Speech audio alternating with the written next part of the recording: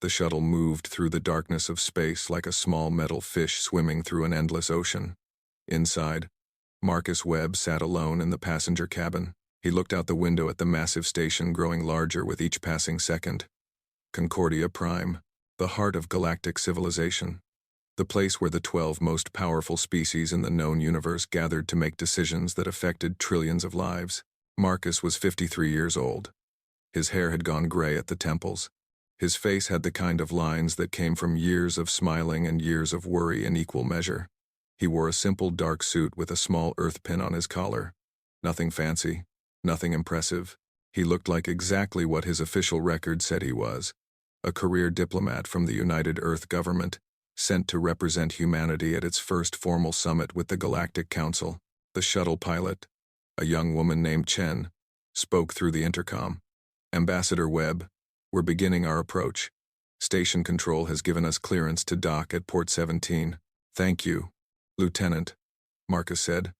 His voice was calm and quiet, the kind of voice that made people lean in to listen rather than back away. He had been preparing for this moment for 3 years. Meetings, briefings, language lessons, cultural training. He had memorized the names and histories of all 12 council species. He knew their customs, their beliefs, their fears and hopes. He knew which ones might support humanity's petition for membership and which ones would oppose it. The truth was, most of them would oppose it. Humanity had only been traveling between stars for 200 years. In galactic terms, that was nothing. The youngest species on the council, the Meridian Collective, had been spacefaring for 11,000 years. The oldest, the Virathi Dominion, claimed a history stretching back over 2 million years. To them, humans were babies. Insects, creatures that had barely learned to walk and were now demanding a seat at the table of gods. Marcus understood their perspective. He did not agree with it, but he understood it. The station filled the window now. Concordia Prime was enormous. It was shaped like a wheel with 12 spokes, each spoke representing one of the council species. At the center was the Great Chamber, where the council held its meetings. The whole structure was 50 kilometers across. Over 8 million beings lived and worked there. It was a city floating in the void, a monument to cooperation between species that had once tried to destroy each other. The shuttle entered one of the many docking ports. There was a gentle bump as the magnetic clamps engaged. Then silence. Marcus stood up and straightened his suit. He picked up his briefcase, which contained nothing but documents and a photograph of his daughter. He walked to the airlock and waited. The door opened with a soft hiss. On the other side stood a delegation of 5 beings. They were Calith, a species of tall, thin creatures with blue skin and 4 arms. The Calith served as the administrative staff of the station. They were neutral in all political matters, which made them perfect for handling arrivals and departures. "Ambassador Webb," said the lead Calith. Her voice was melodic, almost like singing. "Welcome to Concordia Prime. I am Administrator Veleth. I will escort you to your quarters." "Thank you, Administrator," Marcus said. He stepped through the airlock and onto the station. The air smelled different here, recycled, but with hints of strange plants and alien chemicals. "I appreciate the Council making time for Earth's petition." Veleth's large black eyes blinked slowly. "The Council makes time for all petitions, Ambassador. Whether they grant them is another matter." Marcus smiled. "I understand. We're new to this. We have much to learn." They walked through long corridors filled with beings of every shape and size. Marcus saw creatures that looked like walking trees, others that seemed made of living metal, and some that existed as clouds of glowing particles held together by force fields.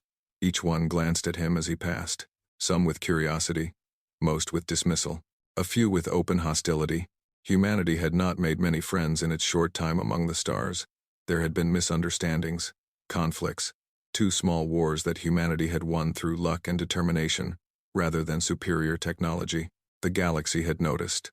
The galaxy was not pleased. "Your quarters are in the neutral section," Veleth explained as they walked. "You will have access to the common areas and the petition hall. The Great Chamber itself is restricted until your formal presentation tomorrow." "That's fine," Marcus said. "I could use the time to review my notes." Veleth made a sound that might have been a laugh. "You humans are always reviewing notes. Always preparing. The Scareth delegation finds it amusing." They say you prepare for everything because you are afraid of everything. Marcus kept walking. His expression did not change. Fear is not always a weakness, Administrator. Sometimes it keeps you alive long enough to learn. They reached his quarters. The room was small but comfortable. A bed designed for human proportions, a desk, a window looking out at the stars. Everything he needed and nothing more. The council session begins at the 10th hour tomorrow. Velith said. A guide will come to escort you. Do you have any questions? Just one, Marcus said. Who will be speaking against Earth's petition? Velith's forearms moved in a gesture that Marcus had learned meant uncertainty. Several delegations have expressed reservations. The Virathi High Chancellor has said publicly that humanity is not ready. The Scarith believe you are too aggressive. The Mordith Collective. She paused. The Mordith have made formal objections. They claim that 3 of your colony worlds are in space they consider their territory. Marcus nodded slowly. He had expected this. The Mordith were an insectoid species with a hive mind structure. They were always hungry for expansion. They had fought wars with 6 other council species over territorial disputes. Now they had set their eyes on humanity's Kepler colonies. Thank you, Administrator, Marcus said. I'll be ready. Velith left him alone. Marcus set his briefcase on the desk and opened it. He took out the photograph of his daughter, Sarah. She was 26 now. A doctor on Mars colony. She had her mother's eyes and her father's stubborn streak. He placed the photo on the desk where he could see it. Then he sat down and closed his eyes. The room was quiet. The station hummed softly around him. The sound of 1,000,000 machines keeping 8 million beings alive in the cold of space. Marcus listened to that sound. He let it fill him. He let himself feel the weight of where he was and what he was about to do. He had been chosen for this mission very carefully. The United Earth government had considered hundreds of candidates. Military heroes, famous scientists, charismatic politicians. In the end, they had chosen a quiet man with gray hair and a calm voice. A man who seemed entirely ordinary. That was the point. Marcus opened his eyes. For just a moment, they were not the brown eyes of a 53-year-old diplomat. They were something else. Something deeper. Something that had watched stars being born and had waited patiently while life crawled out of oceans and learned to think. Then the moment passed, and he was just Marcus Webb again. He began reviewing his notes. The next morning came quickly. Marcus had not slept. He did not need to, though he had lain in the bed for several hours to keep up appearances. When the guide came to escort him to the great chamber, he was dressed and ready. The guide was a small robotic unit that floated at shoulder height. It led him through corridors that grew progressively grander. The walls changed from plain metal to polished stone. The lights grew brighter. The ceiling rose higher. Finally, they reached the entrance to the great chamber. It was a circular room over 1 kilometer across. The ceiling was a dome of transparent material showing the stars above. Around the edges were 12 elevated platforms, each one designed for a different species. In the center was a single podium where petitioners would stand to make their case. The platforms were already occupied. Marcus looked at each delegation in turn. The Virathi were there, their crystalline bodies catching the light and splitting it into rainbows. Their High Chancellor, a being named Keth Varan, stood at the front of their platform. He was ancient even by Virathi standards. His crystal structure clouded with age but still imposing. The Scarith were there too. They were reptilian, with scales the color of dried blood and mouths full of teeth designed for tearing flesh. They had evolved as apex predators on their homeworld. They still thought like predators. Their lead delegate, a massive warrior named Thesk, watched Marcus with yellow eyes that never blinked. The Mordith Collective occupied another platform. They were insectoid, with hard shells and too many limbs. Their ambassador was not a single being but a cluster of 5 individuals who shared one mind. They moved in perfect synchronization, their compound eyes reflecting everything. The other 9 delegations filled their platforms. The tree-like Verdani, the energy beings called the Lumineth, the mechanical Forgeborn, each one powerful, each one ancient, each one looking down at the single human walking to the central podium. Marcus reached the podium and stood before the assembled council. He felt their attention on him like physical weight. Some of them were curious. Most were skeptical. A few were actively hostile. High Chancellor Keth Varan spoke first. His voice resonated through the chamber, amplified by crystals embedded in the walls. The Galactic Council recognizes the representative of the species called humanity. You may state your petition. Marcus took a breath. When he spoke, his voice was quiet but clear. It reached every corner of the vast chamber without apparent effort. Thank you, High Chancellor, distinguished members of the Council. My name is Marcus Webb. I am here on behalf of Earth and its colonies to formally petition for membership in the Galactic Council. A ripple of movement went through the platforms. Sounds that might have been laughter or scorn. Humanity is young, Marcus continued. We know this. 2 centuries ago, we took our first steps beyond our home world. We have made mistakes. We have fought when we should have talked. We have feared when we should have welcomed. We are still learning.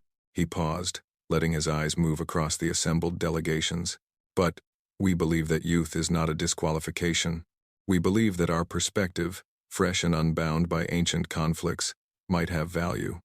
We believe that we have something to offer this council, even if we cannot yet see what that something is. Desk of the Scarith made a harsh sound. Pretty words from a prey species. Your kind has been in space for 2 centuries and already you have fought 2 wars. You are violent, unstable, dangerous. Marcus turned to face the Scarith platform. With respect, Delegate Thesk, the Scarith have fought 14 wars in the last 1,000 years. Humanity has fought 2. If violence disqualifies a species from the Council, these platforms would be empty. Silence. Thesk's eyes narrowed, but he did not respond. High Chancellor Kethvoran spoke again. The human makes a fair point. However, the Scarith have been members of this council for 90,000 years. They have proven their value. Humanity has proven nothing. We hope to change that, Marcus said. We are here to begin proving ourselves. We ask only for the opportunity. The Mordith Collective moved forward on their platform. When they spoke, it was with 5 voices, in perfect unison, creating an eerie harmonic effect. Before any discussion of membership, there is the matter of the Kepler colonies. 3 human settlements exist in space that belongs to the Mordith Collective. This is a violation of territorial law. This must be addressed. Marcus had expected this. The Kepler colonies were established in unclaimed space according to all galactic surveys available to humanity at the time. If there is a dispute, we are willing to discuss it through proper diplomatic channels. There is nothing to discuss, the Mordith said. The space is ours. The colonies will be surrendered to the collective. This is not negotiable. The chamber went quiet. Every delegation watched to see what the human would do. Marcus stood very still. His face showed nothing. When he spoke, his voice was the same quiet tone it had always been. I'm afraid that is not possible. Those colonies are home to over 2 million human beings. They will not be surrendered. They will not be abandoned. If the Mordith Collective has a territorial claim, we invite you to present evidence and negotiate in good faith. But we will not hand over our people. The Mordith made a sound like 1,000 insects clicking their mandibles at once. Then there will be consequences. The Collective does not make requests. The Collective makes demands. You would do well to remember what happens to species that refuse our demands. Marcus looked at the Mordith platform. Something flickered in his eyes, just for an instant. Something very old and very patient. I will remember, he said softly. I remember everything. The session continued for several more hours. Other delegations asked questions. Some were hostile. Some were merely curious. Marcus answered them all with the same calm, quiet voice. By the time the session ended, nothing had been decided. The council would deliberate. They would vote in 3 days. Marcus returned to his quarters. He sat at his desk and looked at the photograph of his daughter. Outside his window, the stars burned cold and distant. He had done what he came to do. He had presented humanity's case. He had shown patience and reason in the face of hostility. He had been exactly what he appeared to be. A quiet diplomat doing his best for his people. But the Mordith had threatened his people. They had spoken of consequences. They had made demands. Marcus Webb had been human for 53 years. Before that, he had been something else. Something that existed before the first stars ignited. Something that had helped seed life across 1,000 galaxies, and then stepped back to watch it grow. He had hoped this mission would go peacefully. He had hoped the council would see reason. He had hoped he would not have to reveal what he truly was. But hope, he had learned over billions of years, was a fragile thing. He would wait. He would give them every chance.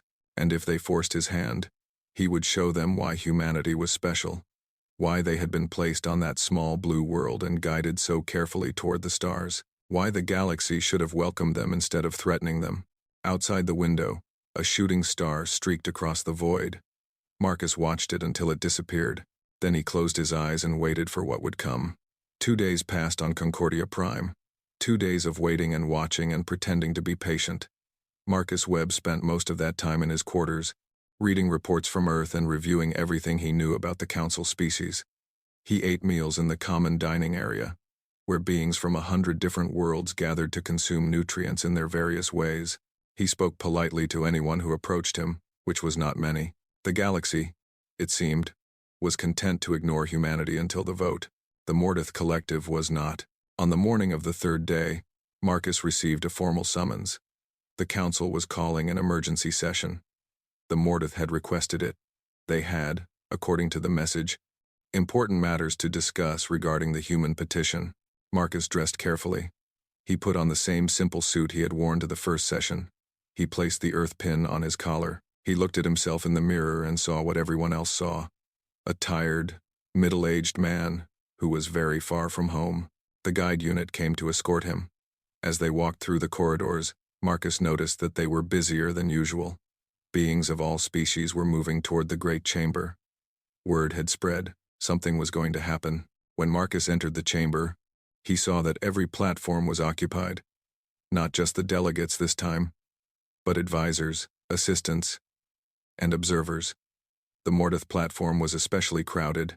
At least 30 of their kind clustered there, their compound eyes all fixed on the central podium. Marcus walked to his position and waited. High Chancellor Keth Voran called the session to order. His crystalline voice echoed through the vast space.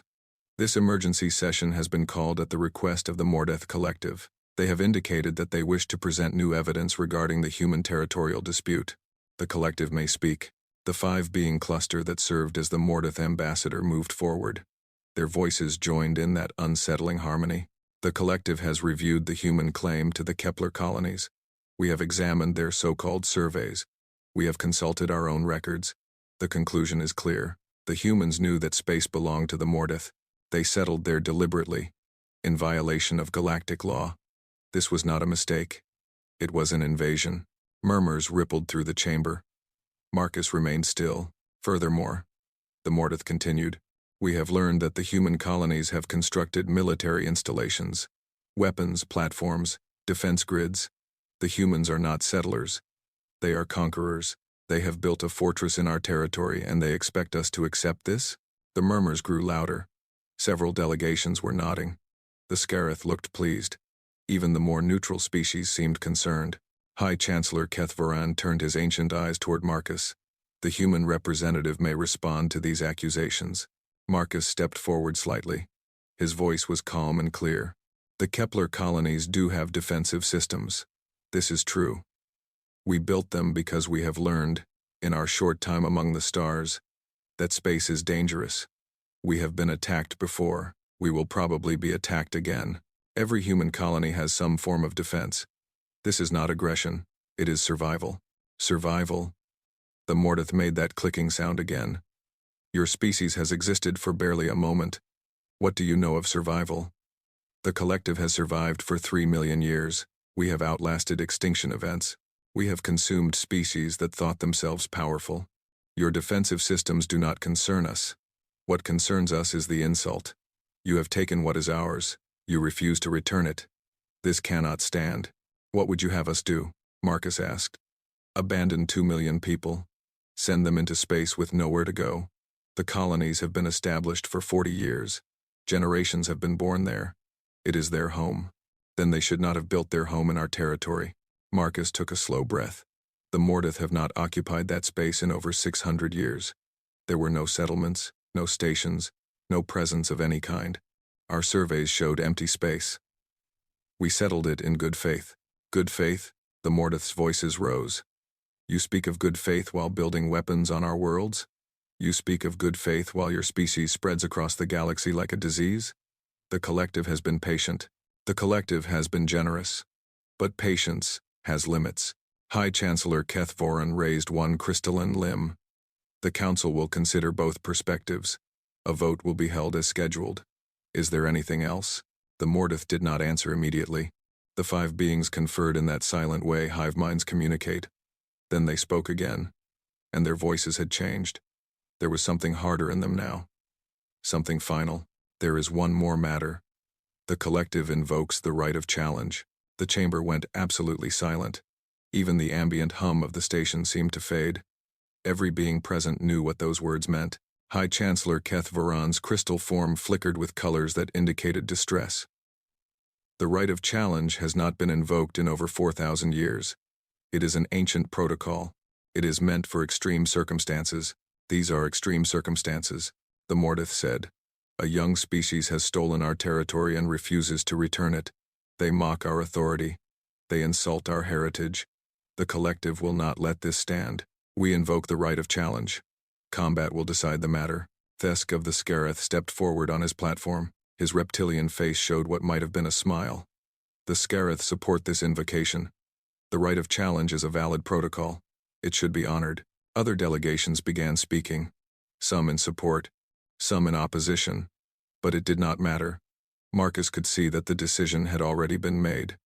The right of challenge was written into the founding laws of the council. If one party invoked it, and the other did not refuse, combat was required. Ambassador Webb, High Chancellor Keth Varan said, "You may refuse the challenge.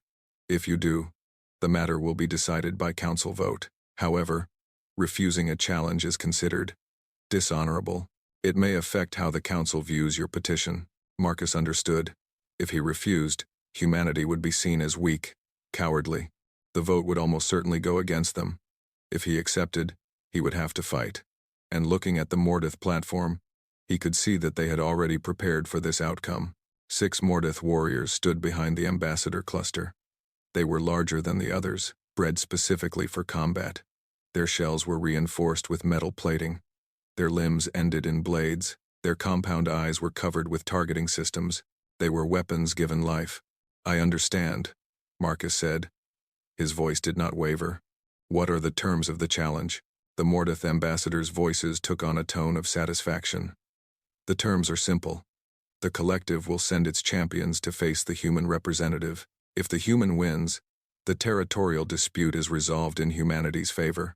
If the collective wins, humanity surrenders the Kepler colonies and withdraws its petition for council membership." "How many champions?" 6. A ripple of reaction went through the chamber. 6 against 1. Even by the standards of the right of challenge, this was excessive. But Marcus noticed that no one objected. The other delegations were content to watch. Some looked concerned. Most looked curious. A few looked eager, anticipating entertainment. High Chancellor Keth Varan spoke carefully. "Ambassador Webb, you may designate a champion to fight on your behalf. Earth's military has representatives on the station. You could summon one of them." Marcus looked at the 6 Mortith warriors. They stood perfectly still, their bladed limbs gleaming in the chamber's light. Each one was over 2 meters tall. Each one had been fighting and killing since before Marcus was born. They were death incarnate. "That won't be necessary," Marcus said. "I will face the challenge myself." The silence that followed was different from before. This was not anticipation. This was confusion. The human diplomat, a small, aging man in a simple suit, was volunteering to fight 6 of the most dangerous warriors the Mortith collective could produce. The Scareth delegate, Thesk, made a sound that was unmistakably laughter. "The human has courage, foolish courage, but courage nonetheless. This should be quick." High Chancellor Keth Varan's colors shifted to patterns that indicated concern. "Ambassador Webb, I must advise you to reconsider. The right of challenge permits lethal force. If you fall, there will be no recovery. Humanity will lose both its representative and its petition." "I understand the stakes," Marcus said. "I accept the challenge." The Mortith ambassador made a gesture that might have been a bow. "Then it is settled. The challenge will take place here, in the Great Chamber, witnessed by all. The combat will begin when both parties are ready." The 6 warriors began moving from their platform toward the central floor. The other delegations pulled back, creating a wide circle around the podium. Marcus stood at the center, watching the warriors approach. They moved with fluid precision, their many limbs working in perfect coordination. Around the edges of the chamber, beings began making wagers. The odds were not in Marcus's favor. They were not even close. Most bets were simply on how long he would survive. Seconds, most predicted. A minute at most. The Verdani delegation, beings of living wood and gentle nature, sent a message to the human. It appeared on a small screen near his position. "We are sorry," the message read. "We did not want this. May your end be quick." Marcus did not respond. The 6 Mordath warriors took their positions around him, forming a circle. Their bladed limbs extended to full length. The metal of their plating clicked and shifted as they prepared for battle. High Chancellor Kethvaran raised his limb. "The challenge will now commence. Fight until yield or death." The limb fell. The first warrior lunged. Its blade swept toward Marcus's throat with speed that should have been impossible for a creature of its size. The attack was perfect. The angle was exact. The blade was sharp enough to cut through starship hull plating. Marcus did not move. The blade stopped a centimeter from his neck. The warrior tried to push forward, but something was holding it back. Something that looked like nothing at all. Just empty air that had suddenly become solid. The warrior made a sound of confusion. It pulled back and struck again. Same result. The blade simply stopped, as if it had hit an invisible wall. The other 5 warriors attacked simultaneously. Blades came from every direction. Each one stopped just before reaching Marcus. Each one found nothing but could go no further. Marcus stood in the center of the storm of blades and did not move. His expression had not changed. His hands remained at his sides. He looked almost bored. "Is this all?" he asked quietly. The Mordath ambassador's 5 bodies moved forward on the platform. "What trick is this? What technology do you hide?" "No technology," Marcus said. "No trick. I am simply not what I appear to be." The warriors pulled back, regrouping. They exchanged information through their hive link, adjusting their tactics. Then they attacked again, this time with more coordination. 2 came high, 2 came low, 2 came from the sides. It was a pattern designed to find gaps in any defense. There were no gaps. Every blade stopped. Every attack failed. Marcus stood untouched at the center. High Chancellor Kethvaran's crystal form was flickering rapidly now. "This is unprecedented. The human appears to have some kind of protective field." "Not a field," Marcus said. His voice carried through the chamber, soft but clear. "Something much older." He turned to look at the Mordath ambassador. Something in his eyes had changed. They were still brown, still human. But there was a depth to them now that had not been there before. A depth that seemed to go on forever. "I gave you every chance," Marcus said. "I came here in peace. I spoke with respect. I asked only for a fair hearing. You responded with threats, with demands, with violence." He paused. "That was a mistake." The warriors attacked again. This time, Marcus moved. He did not move like a human. He did not move like anything the assembled beings had ever seen. One moment he was standing still. The next he was somewhere else. Then somewhere else again. The warriors slashed at empty air while Marcus appeared behind them, beside them, above them. He still had not raised his hands. He still had not struck back. He was simply showing them that they could not touch him. The Mordath warriors stopped attacking. They stood in a circle around the space where Marcus had been, their compound eyes searching for him. They found him standing exactly where he had started, at the center of the chamber floor. "Enough games," the Mordath ambassador said. "Whatever technology you possess, it will not save your colonies. It will not save your species. The collective is patient. We will find your weakness." Marcus looked at the ambassador. Then he looked at the council. His gaze moved slowly across the platforms, meeting the eyes of each delegation in turn. The Virethi, the Scareth, the Lumineth, all of them. "You want to know what I am," he said. It was not a question. "You look at me and see a small, weak creature from a young species. You see prey. You see something to dominate and control and consume." He began to walk toward the Mordath warriors. They raised their blades but did not attack. "For 200 years, humanity has traveled among the stars. We have been mocked, threatened, attacked. We have been told we are too young, too weak, too primitive to deserve a place in the galaxy. We have been patient. We have tried to prove ourselves. We have hoped that one day we would be accepted." He stopped in front of the largest warrior. The creature towered over him, its bladed limbs poised to strike. I am tired of being patient, Marcus said. His eyes changed. They did not just change color.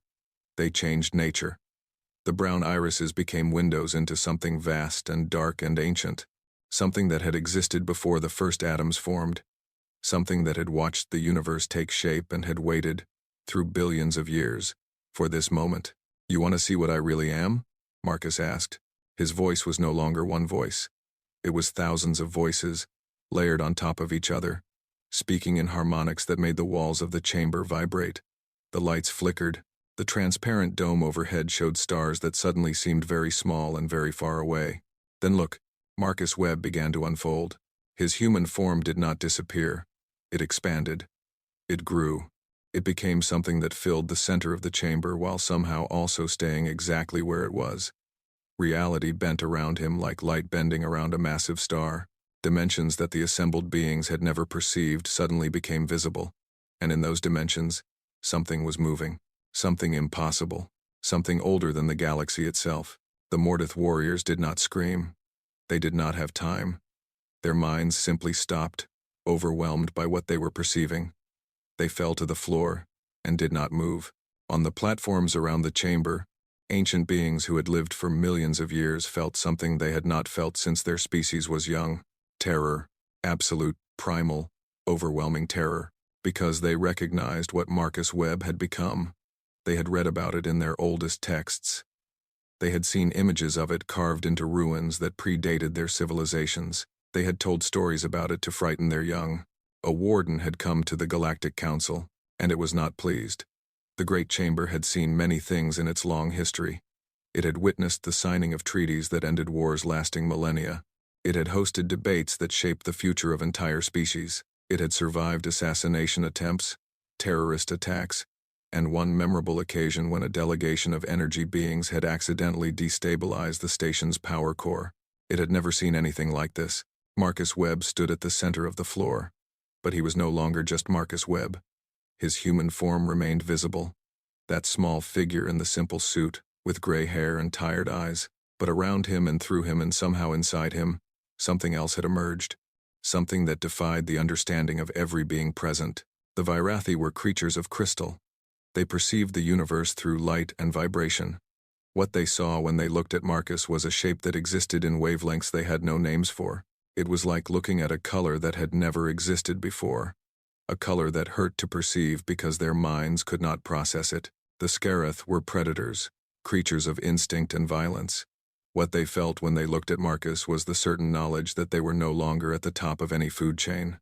They felt small, helpless, like prey animals facing something so far beyond them that fighting was not even a concept anymore.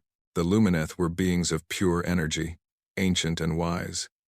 What they understood when they looked at Marcus was that they were children, infants.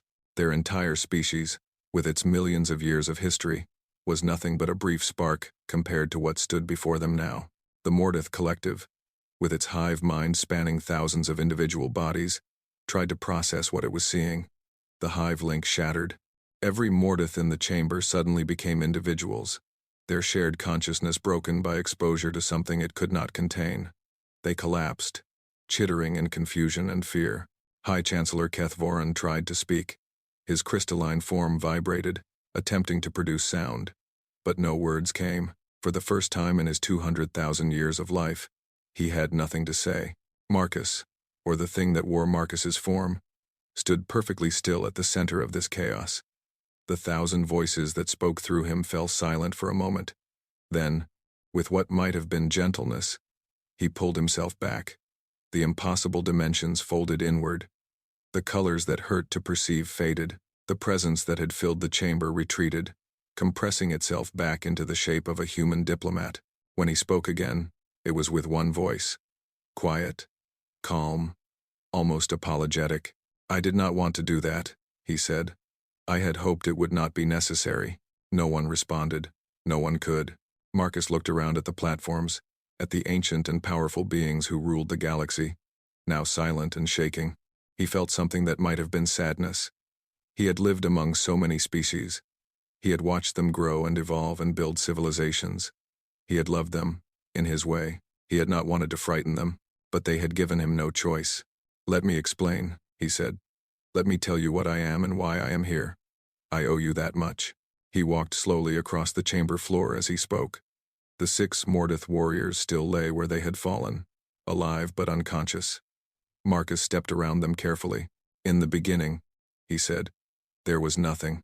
No matter, no energy, no space, no time. Just potential, waiting to become something. Then the universe began. It exploded outward from a single point, creating everything that exists.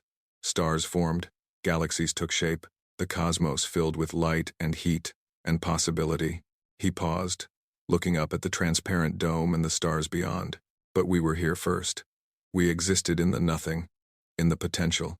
When the universe began, we were already ancient. We watched it happen. We felt the first atoms form. We saw the first stars ignite. We witnessed the birth of everything." High Chancellor Kethvoran finally found his voice. It was weak, trembling, nothing like his usual commanding tone. "The Wardens. The stories are true. You are the Wardens. That is what your oldest texts call us," Marcus said. "We have had many names over the ages. The first ones, the Cedars, the Guardians of the Great Silence. None of them are quite accurate, but none of them are quite wrong either."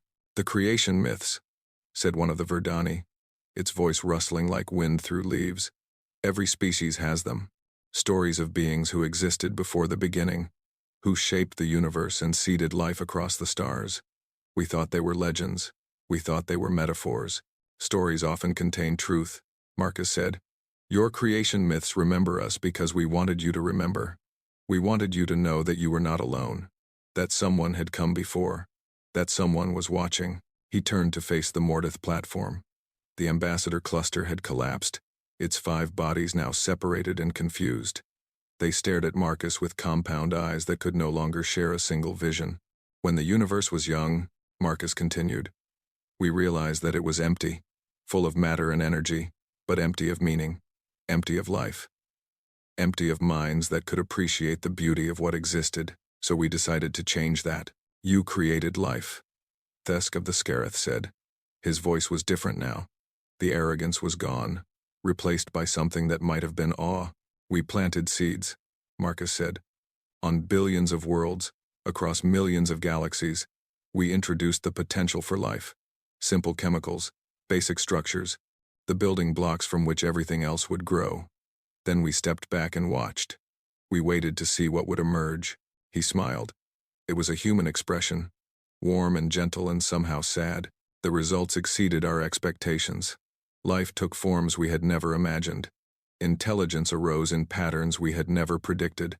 Species developed cultures, technologies, philosophies. They learned to love and hate and wonder. They looked up at the stars and asked questions we had asked ourselves at the beginning of time." "But why?" asked the Lumineth representative, its energy form flickering with uncertainty. "Why create life only to abandon it? Why seed the universe and then disappear?" "We did not abandon you," Marcus said. "We watched. We are still watching. But we learned early on that life must be allowed to grow on its own terms. If we had stayed visible, if we had guided you every step of the way, you would never have become truly independent. You would have been pets, children who never grew up. We wanted more for you than that." He walked back to the center of the chamber and stood where the human podium had been. "For billions of years, we have observed. We have seen species rise and fall. We have watched civilizations build empires and then crumble to dust. We have witnessed acts of incredible cruelty and incredible kindness. Through it all, we have maintained our distance. We have let you make your own choices, your own mistakes, your own triumphs. Then why reveal yourself now?" High Chancellor Kethvoran asked. "Why break your silence after all this time?" Marcus's expression changed. The sadness deepened. "Because of humanity," he said. A murmur went through the chamber. Every eye, every sensor, every form of perception turned toward him with new intensity. "Humanity is different," Marcus said. "When we seeded Earth 4 billion years ago, we did something we had never done before. We included a fragment of ourselves in the design, a piece of our essence, woven into the genetic code of that small blue world. You are saying," Kethvoran said slowly, "that humans are not just another species. They are connected to you. They are our children," Marcus said. Not metaphorically, not symbolically, literally. Every human who has ever lived carries a piece of what we are within them. Most never know it. Most live entire lives as normal humans, no different from what they appear to be. But the potential is always there, sleeping inside them. Waiting. Waiting for what? Waiting to awaken. Under the right circumstances, with the right trigger, a human can become what I am. Not all of them. Not even many of them. But some. Enough. He looked down at his hands, the human hands that had held documents and photographs and cups of coffee, the hands that had shaken the limbs and tentacles and appendages of 1,000 different species. I was born Marcus Webb 53 years ago in a city called Boston on the continent of North America. I had a mother who loved music and a father who built furniture. I went to school. I fell in love. I had a daughter. For most of my life, I was exactly what I appeared to be. A human. Nothing more. What changed? The Verdani asked. I died, Marcus said simply. 20 years ago, there was an accident. A shuttle crash on Mars. I should not have survived. My body was broken beyond repair. But in that moment, as I lay dying, something inside me woke up. The fragment of warden essence that had been sleeping in my DNA for 50,000 generations finally opened its eyes. He raised his head and looked at the council with those eyes that had seen the birth of stars. I remembered everything. I remembered existing before time began. I remembered seeding life across the cosmos. I remembered watching humanity take its first steps and hoping that one day they would be ready to join their galactic neighbors. I remembered being Marcus Webb, and I remembered being something far older. Both memories are real. Both identities are true. I am human, and I am warden. I am both. And the other humans? Keth Voran asked. Do they know what they are? Most do not. The awakening is rare. It requires extreme circumstances, usually moments of death or transcendence. Only a few dozen humans in history have awakened. Most chose to keep their nature hidden. They lived out their human lives, experienced human joys and sorrows, and eventually died human deaths. The warden essence returned to the great pattern, waiting to be born again, in another vessel. But you chose differently. I chose to serve. When the United Earth government began looking for someone to represent humanity at this council, I volunteered. I knew the risks.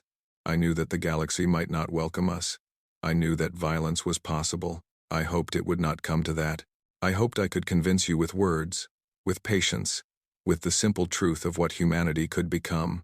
He turned to look at the Mortith, still scattered and confused across their platform. But you would not listen. You threatened our colonies. You invoked ancient protocols of combat. You sent warriors to kill me in front of the entire council. His voice hardened slightly. You forced me to reveal what I am. That was your choice, not mine. The chamber was silent again. But it was a different kind of silence now. Not the silence of terror, but the silence of beings processing something that changed everything they knew about the universe. High Chancellor Keth Voran finally spoke. If what you say is true, then humanity is not what we thought. They are not a young species struggling to find their place. They are vessels, containers for something ancient and powerful. They are people, Marcus said firmly. Human beings with human lives and human hopes and human fears. The warden essence inside them does not control them. It does not define them. Most will never know it exists. They will live and love and die as humans, and that is exactly as it should be. The essence is a gift, not a burden. A potential, not a destiny. But some will awaken, Thesk said. His predator's mind was working, calculating. Some will become like you. And there are billions of humans. Hundreds of billions. If you count those born throughout your history. Yes, then humanity is not just one species. It is an army of potential wardens. An army that could crush any force in the galaxy. Marcus looked at the Scarith with something like pity. You still do not understand, he said. The wardens do not conquer. We do not crush. We do not build empires or wage wars. We protect. We nurture. We ensure that life continues and grows and evolves. That is what we have always done. That is what we will always do. Then why frighten us? Asked the Lumineth.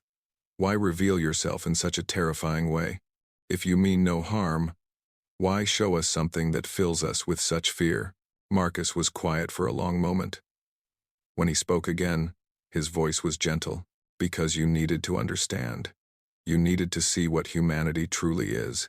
Not because we want to threaten you, but because we want to protect you from making a terrible mistake. What mistake? Harming us, Marcus said. Harming humans. For 200 years, the galaxy has looked at humanity as weak and primitive and vulnerable.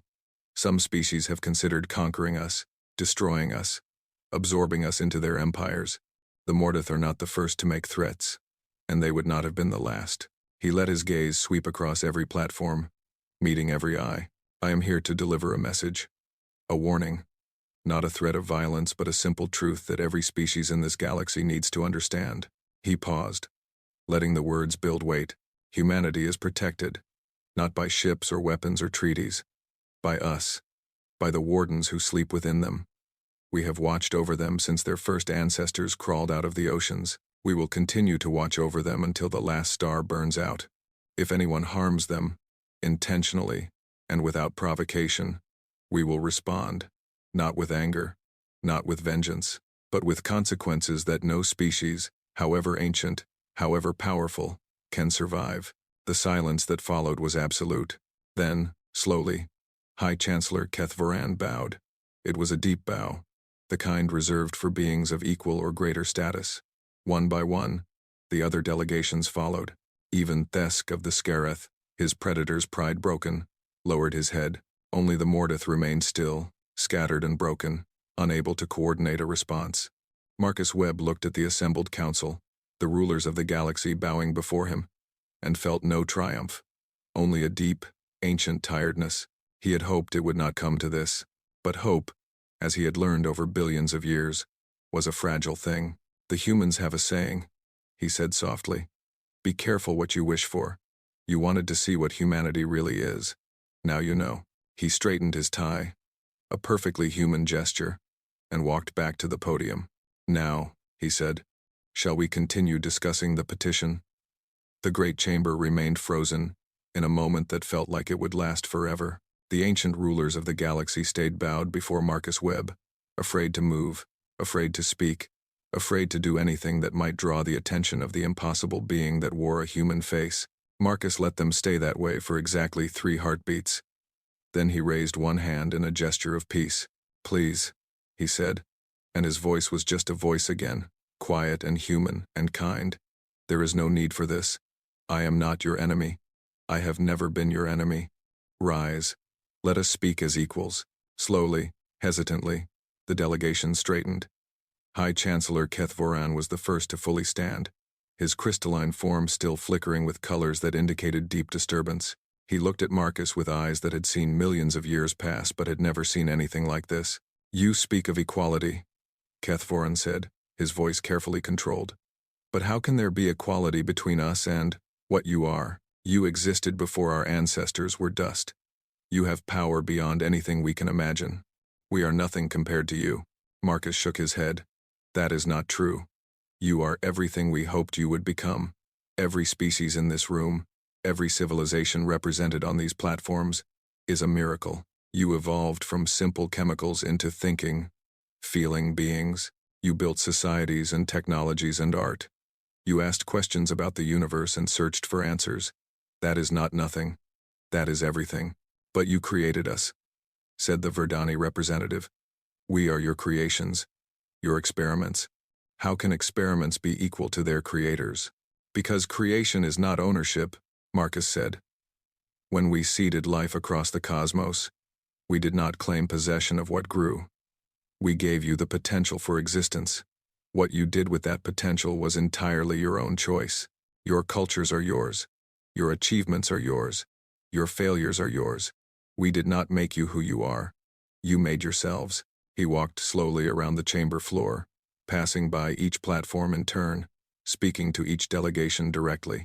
The Virathi developed a form of consciousness based on light and vibration. We never imagined such a thing was possible. The Scareth evolved from apex predators and learned to channel their aggression into competitive systems that actually reduce violence. The Lumineth transcended physical form entirely and became beings of pure thought. Each of you found solutions to the problems of existence that we could not have predicted. He stopped in front of the Mordath platform. The five-being cluster that had served as their ambassador was still scattered, still struggling to reconnect their hive mind. Individual Mortith made clicking sounds of distress, lost without their collective consciousness. Even the Mortith, Marcus said gently. Your hive mind structure is a remarkable adaptation, individual beings choosing to share a single consciousness, gaining the benefits of collective thought while sacrificing individual perspective. We watched your species develop this ability over millions of years. It was beautiful to observe. One of the scattered Mortith managed to speak. Its voice was strange, singular, nothing like the harmonized tones of the collective. We tried to kill you. We threatened your children. Why do you not destroy us? Marcus knelt down so that he was at eye level with the fallen creature. Because destruction is never the answer. You made a mistake. You acted out of fear and greed and the instinct to dominate. These are common failures among young species. We do not punish species for being young. Then what will happen to us? The Mortith asked. What consequences do we face? Marcus stood back up and turned to address the entire council. That is for you to decide. The Galactic Council exists to resolve disputes between species. The Mortith made threats and invoked violence. It is the Council's role to determine what, if anything, should be done in response. High Chancellor Kethvoran stirred. Some of his usual authority was returning to his voice. You would leave the judgment to us? You have the power to do anything you want. You could eliminate the Mortith entirely. You could reshape this council however you see fit. Why would you defer to our decision? Because that is how civilizations grow, Marcus said. You must make your own choices and live with the consequences. If I solved every problem, made every decision, prevented every conflict, you would never learn. You would remain dependent on external guidance forever. That is not what we want for you. He returned to the central podium and stood there, his hands clasped in front of him, looking for all the world like any other diplomat at any other summit. I will tell you what we do want, he said. We want you to thrive. We want you to grow and change and become something even greater than you are now. We want you to explore the universe and discover its wonders and understand its mysteries. We want you to make mistakes and learn from them, to fight and make peace, to struggle and overcome. And humanity? Thesk of the Scarith asked. What do you want for them? The same thing. Humanity is young. They have much to learn and far to go. They will make mistakes, probably many of them. They will need guidance and friendship and patience from their galactic neighbors. Marcus paused. That is what I came here to ask for. Not special treatment. Not fear. Just a fair chance to prove themselves. The Lumineth representative pulsed with soft light. And if we refuse? If we still choose to reject humanity's petition? Will there be consequences then?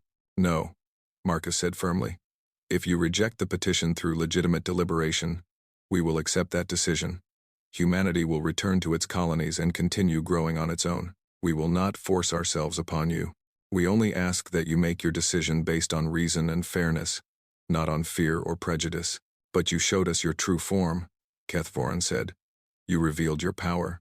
You demonstrated that humanity is connected to beings older than the universe itself. How can we ignore that? How can we pretend that humanity is just another species seeking membership? Marcus smiled. It was a tired smile, but genuine. You cannot ignore it, he admitted. And I would not ask you to.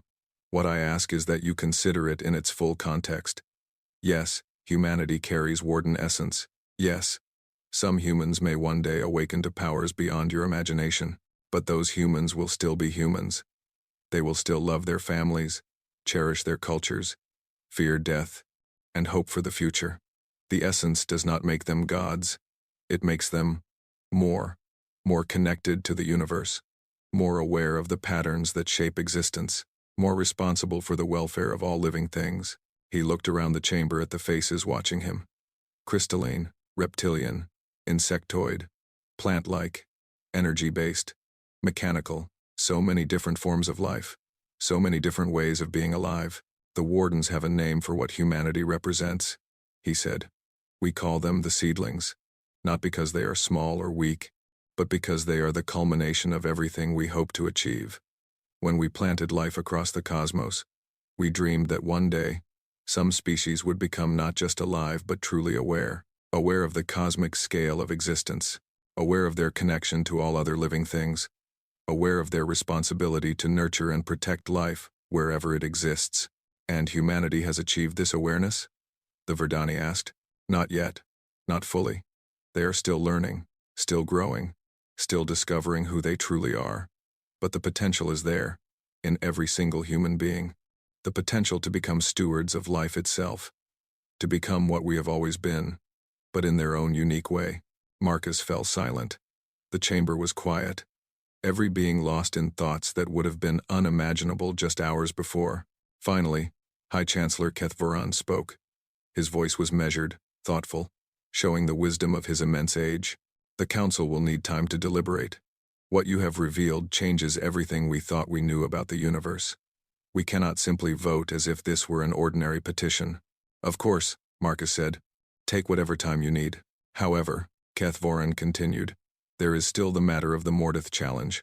The right of challenge was invoked. Combat occurred. According to protocol, there must be a resolution.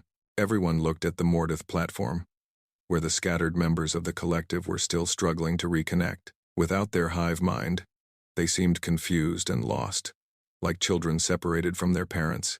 Marcus considered for a moment. The warriors sent against me are alive. They will recover. I suggest we consider the challenge concluded without a victor, given the unusual circumstances.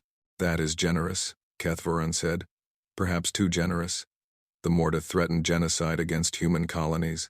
They attempted to kill a diplomatic representative in front of the entire council. These are not minor offenses. No, they are not. Marcus agreed. But the Mordith are currently in a state of severe distress. Their hive mind has been disrupted. Passing judgment on them now would be like putting a sick child on trial for throwing a tantrum. Let them recover first.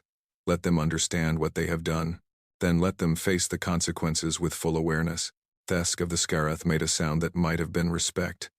You show mercy to those who tried to destroy you. That is not the way of predators. No, Marcus said. It is the way of guardians. We protect life, even life that has tried to harm us. Especially life that has tried to harm us. Destruction is easy. Preservation is hard. We choose the harder path. The session continued for several more hours. Questions were asked and answered. Details were discussed. Plans were made for the Mordith to receive medical attention and psychological support as they worked to restore their collective consciousness. The territorial dispute over the Kepler colonies was set aside indefinitely. Through it all, Marcus remained calm and patient, answering every question with the same quiet honesty. He spoke of the Warden's history, though he admitted there was much he could not explain because mortal minds could not comprehend it. He spoke of humanity's future, though he acknowledged that future was not yet written. He spoke of the galaxy's potential, the possibility of all species working together to create something greater than any of them could achieve alone. When the session finally ended, the delegations filed out of the chamber in silence. There were no arguments, no political maneuvering, no attempts to gain advantage. Every being present had been changed by what they had witnessed. They needed time to process, to think, to decide what this new reality meant for their species and their future. Marcus was the last to leave. He stood at the central podium for a long moment, looking up at the stars visible through the transparent dome. So many stars, so many worlds, so much life, scattered across the vastness of space. He had lived for billions of years in various forms, but he had never stopped being amazed by the universe, its beauty, its complexity, its endless capacity for surprise. Was this the right choice? He asked quietly, speaking to no one and everyone. Revealing ourselves after so long in hiding, no answer came from the stars. Perhaps there would never be an answer. Perhaps some questions were meant to remain open forever. Marcus straightened his tie, a habit he had developed in his 53 years as a human being. Then he walked out of the great chamber and returned to his quarters. The photograph of his daughter was still on the desk where he had left it. Sarah, 26 years old, a doctor on Mars colony. She had her mother's eyes and her father's stubborn streak.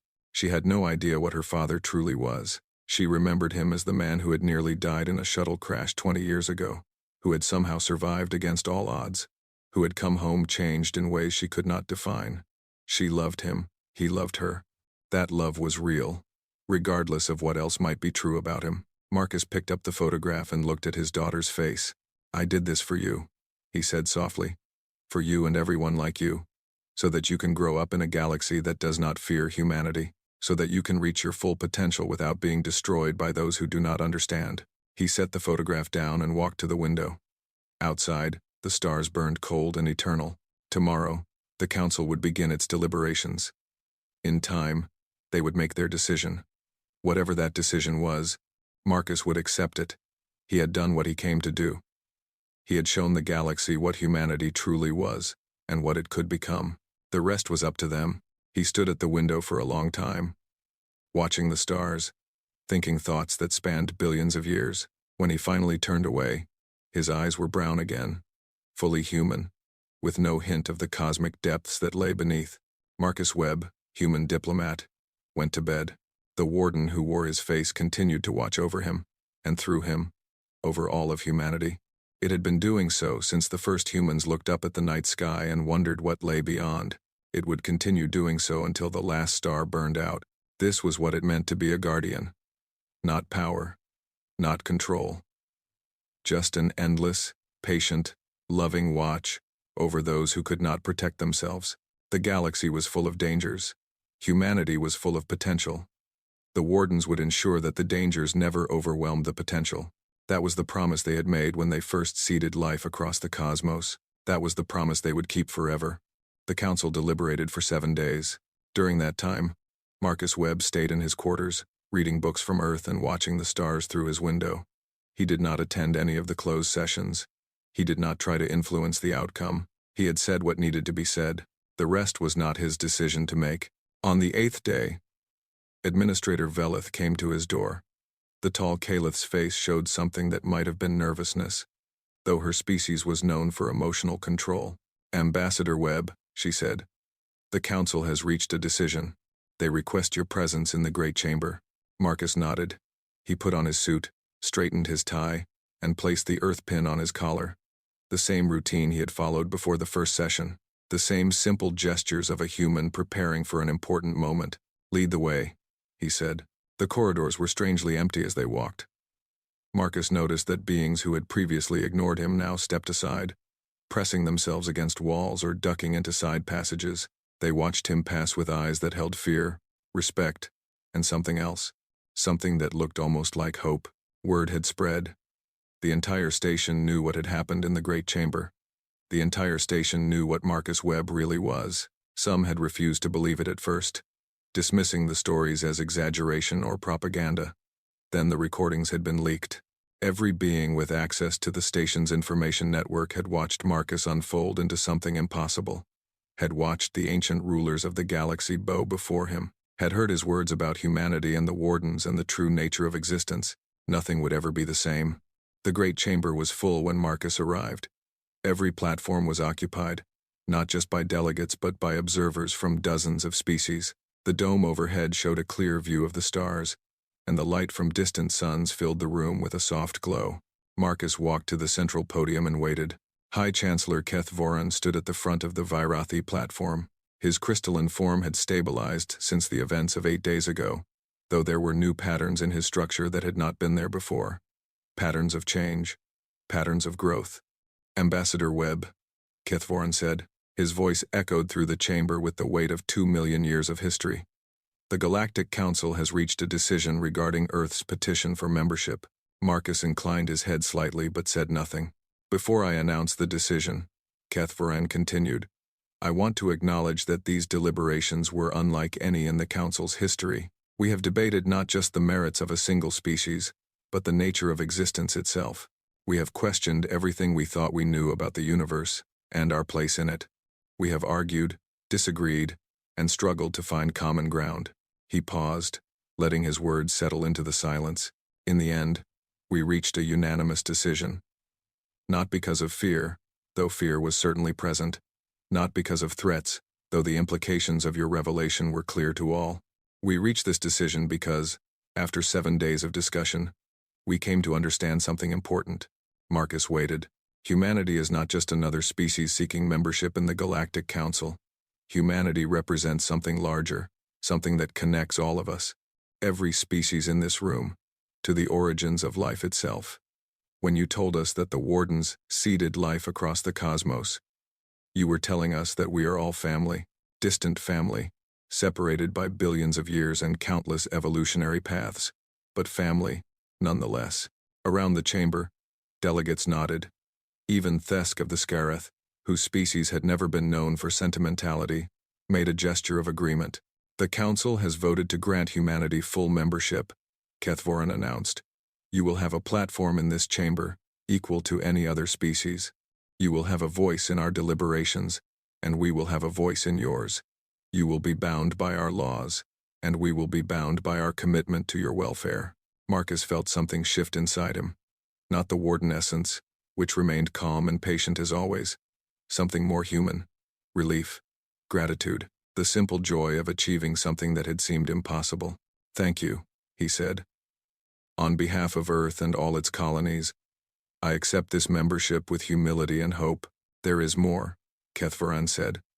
The Council has also decided to establish a new protocol. We call it the Seedling Compact. It is an agreement among all member species to protect and nurture any species that carries warden essence, wherever they may be found. Marcus raised an eyebrow. You expect to find others? Other species like humanity? We do not know.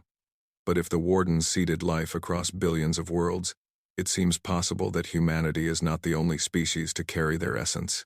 If others exist, we want to ensure they are treated with the same respect and protection that we now extend to humans. It was a remarkable decision, a complete reversal of the attitudes that had dominated the galaxy for millions of years. Instead of seeing warden-connected species as threats to be contained, the Council was committing to see them as precious gifts to be protected. The wardens would be pleased by this, Marcus said. It is exactly the kind of growth we hope to see. There is one final matter, Kethvorin said. The Mortith Collective. Marcus turned to look at the Mortith platform. The 5-being ambassador cluster had been restored, though their movements were slower and more careful than before. The trauma of having their hive mind shattered had left scars that would take generations to fully heal. The collective has requested the opportunity to speak, Kethvorin said. They wish to address Ambassador Webb directly. Marcus nodded. I will hear them. The Mortith ambassador moved forward. When they spoke, their voices were still harmonized, but there was a different quality to them now. Less aggressive, more thoughtful. We have spent 7 days in a state we had never experienced before, the Mortith said. Separated, individual, alone. It was terrifying. We did not know who we were without each other. We did not know how to think, without the collective to guide us. They paused, their compound eyes fixed on Marcus, but it was also illuminating. For the first time in our species' history, we understood what it means to be singular, to have thoughts that belong only to you, to face existence alone. We understood finally why other species value individuality so highly, why they resist being absorbed into larger wholes. That was not my intention, Marcus said. I did not mean to cause such suffering. We know. You could have destroyed us. You could have erased us from existence. Instead, you gave us something we had never had before. Perspective. The Mortith made a gesture that Marcus did not recognize. Then they spoke again, and their voices held something that sounded almost like wonder. We withdraw all claims to the Kepler colonies. We renounce our threats against humanity. We offer formal apology for our actions and pledge to support humanity's membership in the Council. But more than that, we wish to understand. Understand what? Everything. The wardens, the seedlings, the true nature of existence. We have spent 3 million years believing that expansion and consumption were the only path to survival. Now we see that there are other paths. Paths we never considered. Paths that lead to connection, rather than conquest. Marcus studied the Mortith for a long moment. His human eyes saw beings who had tried to kill him. His warden awareness saw something deeper. A species at a crossroads. A civilization that had just discovered that everything it believed was wrong. The pain of that discovery. The potential for transformation. Understanding takes time, Marcus said. It cannot be rushed. But if you truly wish to learn, I will help you. The wardens have always hoped that all species would eventually grow beyond violence and fear. If the Mortith are ready to take that step, we will walk beside you. The Mortith bowed. All 5 bodies, perfectly synchronized, lowering themselves before the human who was more than human. Thank you, they said. We will not forget this mercy. The ceremony continued for another hour. Documents were signed. Protocols were established. The practical details of humanity's membership were worked out in the careful, methodical way that galactic bureaucracy required. Through it all, Marcus remained at the central podium, playing his role as ambassador with patient professionalism. When it was finally over, he walked out of the great chamber as a representative of a species that now had a voice in galactic affairs. Beings who had ignored him before now stopped to acknowledge him. Some bowed, some simply nodded with respect. A few reached out to touch him, as if contact with his physical form might grant them some blessing. Marcus accepted it all with quiet grace. He understood what was happening. The galaxy was adjusting to a new reality. It would take time for that adjustment to complete. 3 days later, he boarded a shuttle back to Earth. The journey took 2 weeks, even with faster-than-light travel. Marcus spent most of it alone in his cabin, thinking about what had happened and what would come next. He wrote reports for the United Earth government, explaining what had been accomplished and what challenges lay ahead. He recorded messages for the other awakened wardens living among humanity, letting them know that their long vigil had reached a turning point, and he thought about his daughter. Sarah had sent several messages while he was gone. She was worried about him. The news of what had happened on Concordia Prime had reached Earth within days, and she had watched the recordings like everyone else.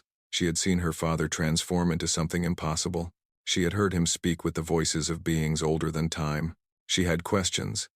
So many questions. Marcus did not know how to answer them. He had been her father for 26 years. He had changed her diapers, taught her to ride a bicycle, held her when she cried over her first broken heart. He had been there when she graduated from medical school, when she took her first posting on Mars, when she told him she was proud to be his daughter. All of that was real.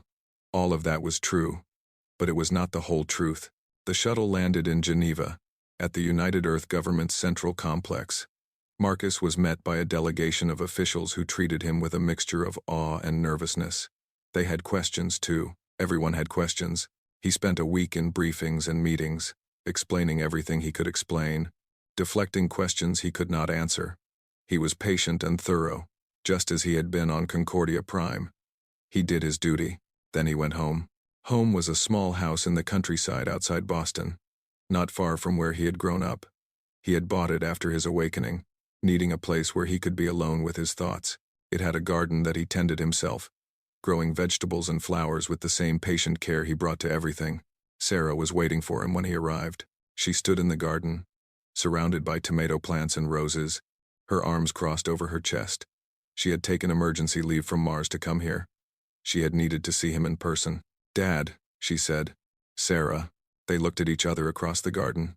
Father and daughter, human and something more. Two people who loved each other, trying to figure out what that love meant now. "I saw the recordings," Sarah said. "I saw you change. I know. Are you still my father? Are you still Marcus Webb?" And Marcus walked through the garden until he was standing in front of her. He took her hands in his, the same hands that had held her when she was small, that had bandaged her scraped knees and wiped away her tears. "I am still Marcus Webb," he said. "I am still your father. I still remember everything we have shared. Every moment, every laugh, every argument. That has not changed. That will never change. But you're also something else. Something I can't even comprehend. Yes, I am also something else. But the something else does not replace who I am. It adds to it. I am more than I was before my awakening. But I am not less." Sarah's eyes filled with tears. "I don't know what to think. I don't know how to feel. You're my dad. You taught me to throw a baseball. You embarrassed me at my high school graduation. But you're older than the universe. How am I supposed to process that?" Marcus pulled her into a hug. She resisted for a moment, then collapsed against him, sobbing. "You don't have to process it all at once," he said gently. "Take your time. Ask me anything you want. I will answer as honestly as I can. But know this. No matter what I am, no matter what I was before, or what I will become, you are my daughter. I love you. That love is the most real thing in my existence." They stood there for a long time, father and daughter, holding each other in a garden under the Earth's blue sky. The galaxy had changed. The universe had revealed its secrets. Ancient powers had stepped out of the shadows and announced their presence, but some things remained the same. The love between parent and child, the bonds that connected families across generations, the simple human need to be known and accepted and cherished. These were the things that mattered. These were the things that made existence worthwhile. Marcus had learned this over billions of years and countless lives. It was the truth at the heart of everything the Wardens had done. Life was precious not because of power or longevity or cosmic significance. Life was precious because of love. That night, Marcus sat in his garden under the stars. Sarah had gone inside to sleep, exhausted from emotion. The house was quiet. The world was quiet. Marcus looked up at the sky and saw what no human eye could see. The patterns of energy that connected all living things. The currents of existence that flowed through the universe.